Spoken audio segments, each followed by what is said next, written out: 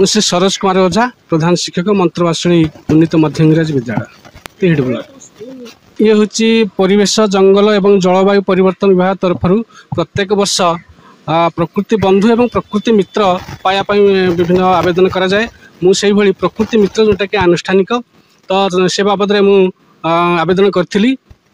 तो से विद्यालय स्तर में विभिन्न परिवेश एवं प्रकृति संरक्षण उपर विभिन्न कार्यक्रम मान करी।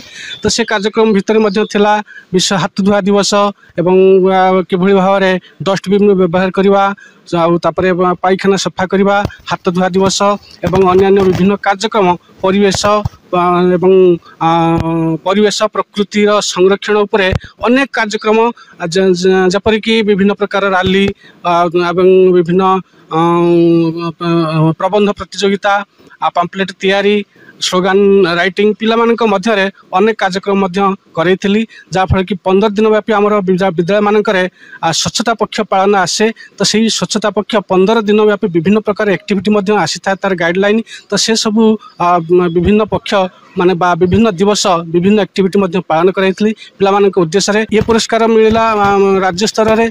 तो से दृष्टि आम विद्यालय आनुष्ठानिक भाव स्थिरीकृत होता और चयनित होता जोटा कि विद्यालय को प्रकृति मित्र पुरस्कार राज्य स्तर में विश्व परिवेश दिवस रे माननीय ओडिशार मुख्यमंत्री जो कि उद्घाटन करते से पुरस्कार आमको देते। ये पुरस्कार मध्य प्रमाण पत्र गोटे थिला एवं सहयोग राशि भितर 20,000 टंका आमको प्रदान करते विद्यालय।